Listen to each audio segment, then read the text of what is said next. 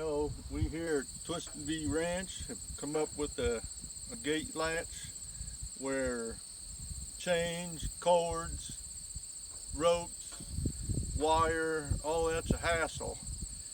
Here we come up with the gate latch. We just lift, open, shut the gate behind you, and it automatically latches. It'll work from either side, and there's no reason why you should have to set your stuff down or whatever and walk back and shut your gate. It should shut off itself on its own. The animals can't lift it up, and if we're building new fence, new construction, just be sure to have 3 inches between your gate and your post, and the latch will work fine.